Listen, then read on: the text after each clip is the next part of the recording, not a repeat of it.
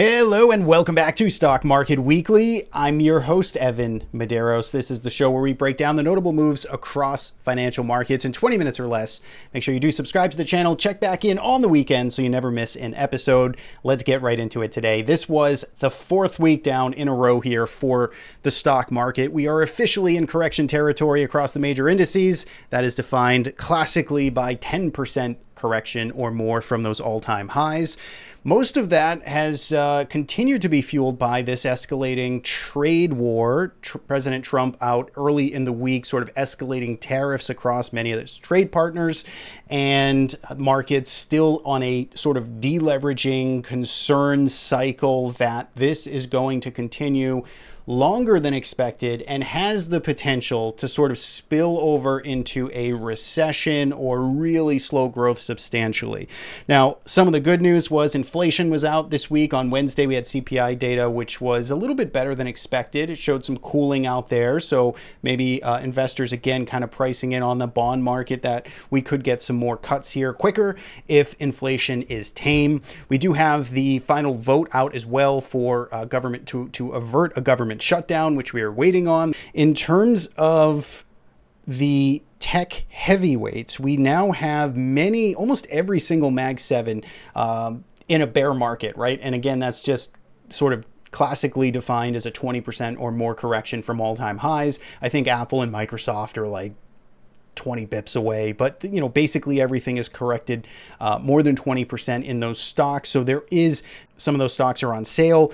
NVIDIA, dip buyers came out strong this week. Again, that was one of the big saving graces because Apple basically collapsed. NVIDIA found a very strong bid. And NVIDIA, of course, has their big GTC week next week. So there should be some catalysts out there for NVIDIA stockholders specifically on Wednesday, I believe. FOMC also next week. So there's plenty to chew on here for market catalysts. We're going to get right into it here. Before we do, I want to shout out our sponsor, Investors Business Daily. It's the perfect time to take advantage of their market surge platform. This is a great way to look for stocks that are showing some relative strength, that are holding up. They've got their classic RS line and some different tools here to find those leading stocks that are holding up better. So check it out. Link in the description of this show.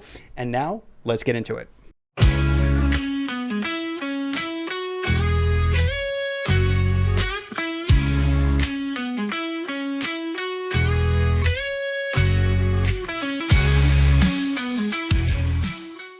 All right, we are back here. We've got TC 2000 in front of us. This is the first time I think I have ever not recorded my screen. I just did this whole segment, recorded audio, did not record any of my screen. I don't think I've ever done that in hundreds of videos produced.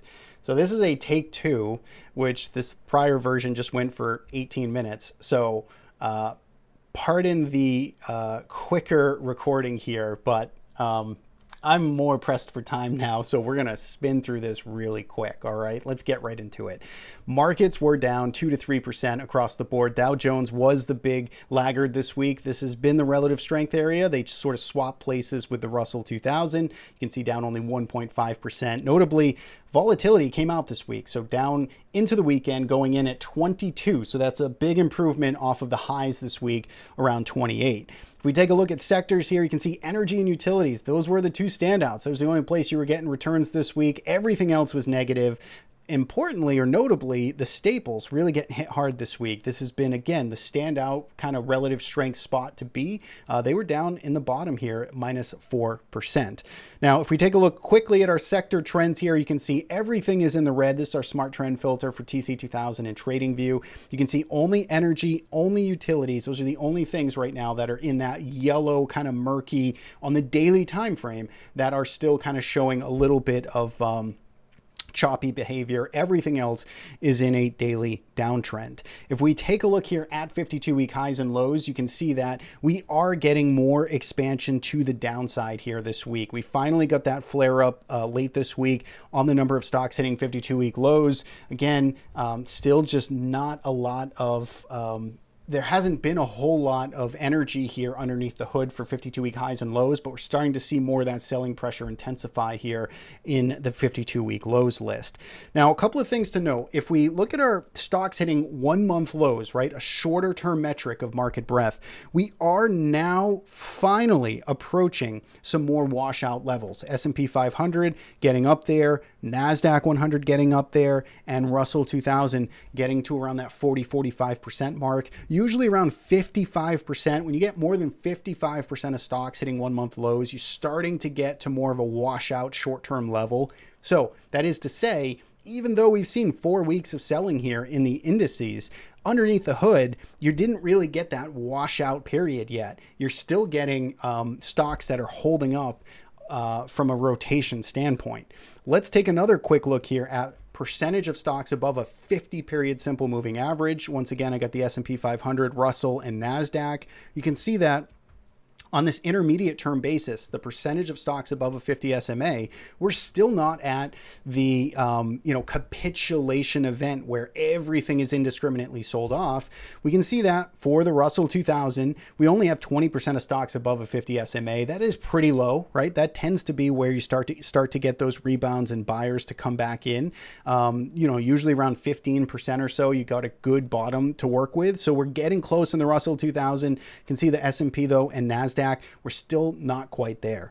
Now, let's move on to our macro slide here. You can see dollar index was basically flat this week. Yields came down a little bit. Commodities, pretty good, right? Pretty good week for commodities. Silver, copper, gold, all up nicely. Gold, all-time highs again. Oil, inside week, still not doing a whole lot. And Bitcoin, it was down. So let's get into these charts here. Let's take a quick look at price action. If we take a look here at our roadmap, weekly time frame here on the S&P 500. Once again, we've got 4 weeks down in a row. Take a look at the dollar volume coming in. We're still seeing this selling pressure kind of stay intensified here. Notice the tail on this week's session. So this was mostly Friday's session where we rebounded up, but we are getting some signs of life here down at that 5,500 area. Let's go down to the daily time frame here in the S&P 500. And what you'll notice is a couple of things. Last week when we talked about where this market was, we had a similar looking bar, right? Last Friday was this session right in here. And the way we left it, right? I think we were on point kind of saying, be careful trusting this, right? It's a start. It's a technical bounce. It's where it kind of, dip buyers should show up, but just be careful. We haven't really seen capitulation yet. That was kind of our inkling going into the weekend. Of course, Monday we had this big gap down, and now Friday, here we are again with a up session. And once again, the kind of commentary here is we have not seen the classic capitulation event here in a market correction. In other words, nothing is broken yet, right? We haven't seen the wheels fall off the wagon. We haven't seen the VIX surge, 10 points in a day. We haven't seen the market kind of melt down crescendo event. We've been in a very orderly selling market, even though it's been kind of scary on some of these days and some of the, momentum stocks, tech stocks have been getting hit very hard. The selling has been relatively orderly on this bigger market cap weighted level. So when we look at the action here going into the weekend, the one thing that is different this week is that we finally closed above a prior day's highs, and we did close above a cluster of lows here over the past few sessions. So notably, if you're short-term, if you're active, if you're tactical, you've got some levels to manage risk against. You've got some signs of life here that we were finally able to kind of take out a multi-day kind of VWAP, right? Or just getting above some of that technical resistance area. So I think that is good to see. It's signs of life. Once again, though, we're going to kind of leave this with, we need to see follow through. We have yet to get 2 days up in a row, 2 green days since this decline started. And so Monday coming into the session, can the buyers hang in there? Can those futures not collapse on, whatever the next headline is? And can we actually see stabilization enter this market at these levels? If we take a look at the Nasdaq 100, you can see pretty much the same thing. Now this decline is stretched a little bit longer. We're down around 13.3%. And again, on Friday, we did get that rebound. We took out a prior day's highs. And we did reclaim a cluster of lows. So we're going to ask the same question. Can we get follow through? The bigger picture, we've got overhead supply. We're below the 2024 July highs. This is a relatively lousy looking technical picture, but we can still get a bounce, right? We can still get a short-term bounce. We can still get an intermediate-term bounce in the context of perhaps a bigger market correction. So we still need to see more proof. We need to see more evidence, but it's a good sign, at least in the short term, that buyers are finding a little bit of value here in some of these individual stocks. Now, let's take a look at VIX in particular. The VIX got as high as almost 30 this week, 28, and then it ended the week around 22. It's a pretty good sign. We did get, kind of a nice push up. We didn't get the blow off push up. We didn't get a big session. Like, look at this session right here for the VIX. This thing was up 12 points in a day back in late December. So we're not seeing anything like that. We're seeing the stair step higher, the orderly selling. I don't know how much hedging this is actually doing in terms of being effective because the selling has been slow and gradual, but the VIX kind of, peeled off a little bit, which is, on the margin, decent to see.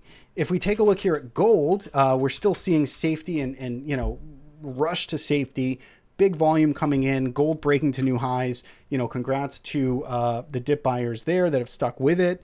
If we take a look at Bitcoin, we really didn't see too much convincing action. However, this was one of the spots I was doing some buying this week. So last week when we talked about Bitcoin, again, we were looking for that flush to happen, that panic to take out these lows, to fill some gaps.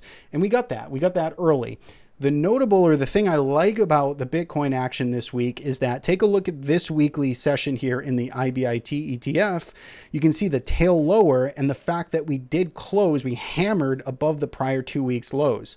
A little bit different than, say, the S&P 500, where we're still kind of edging below the prior week's lows. So we got a little bit more of a convincing kind of reversal this week. I still need to see proof here. Staying above 80K, staying above 45, 46 in the IBIT ETF is what I really want to see to be able to add to this position and to be, convinced that a bigger bounce could happen. Notably, our Galahad, our trend following system, our trading system on our website is flat Bitcoin. It's not back in here. This is sort of Evan acting as a discretionary longer term account. Trend following model, not convinced yet, right? Needs more proof, needs to get up, right? Needs to get back up into these, 90 plus area, right? It's not touching it in terms of our trend model, but Evan's, tactical dip buying, well, I'm going to take a shot here, right? And I did some of that this week on some individual stocks that I've personally been waiting for better prices in, right? And if that's your time frame, if that's your plan, your preference, that's your style, then you're certainly getting opportunities right now in this market correction. But if you're someone that likes to, trend follow, wait for the dust to settle, you're going to need a lot more proof, right? Just across the board. You need to see more evidence that this market is done correcting. It hasn't happened yet. So if you're engaged here, you got to be a little more tactical and you got to be working on that risk management. So Bitcoin, nice reversal. Let's see if I can stay above 80. Let's see if I can stay above 46, 47 in the IBIT ETF. Let's wrap up with some of the Mag 7. I moved quick because this week, because I just did this whole video basically to myself, by myself. Two notable things. NVIDIA up 8% this week. Huge. That was a huge move. Dip buyers clearly found some value there. And that offset basically all of the carnage in Apple, which was down almost 11%. If we take a look at Apple now, this thing is a broken stock as far as I'm concerned. Yes, it's certainly oversold in the short term, but there's now lots of overhead supply in here around 230 or so. It's just not that interesting to me. I think it could bounce, but it's really just in the big penalty box. NVIDIA, I mean, look, I don't love the technical look here in NVIDIA either, but you got to give it to the buyers. Weekly chart, we reclaimed last week's lows. We drove back up. I mean, it feels like this thing wants to float back towards the 130s. It does have a catalyst event next week. It's got its event conference. So we'll see if there's, some risks to what comes out there. But for me, NVIDIA is just not that interesting. Everything else is basically in, kind of still correction mode. It looks similar to the Qs here. There's clearly some value being, found here in some of these Mag 7 stocks. They're finally discounting themselves, but it's hard to say if that's truly over, right? If this correction is over. So I think if your plan, if your horizon is longer and you're waiting for decent prices, this is a reasonable spot to start DCAing into your favorite companies that you've been waiting for better prices in.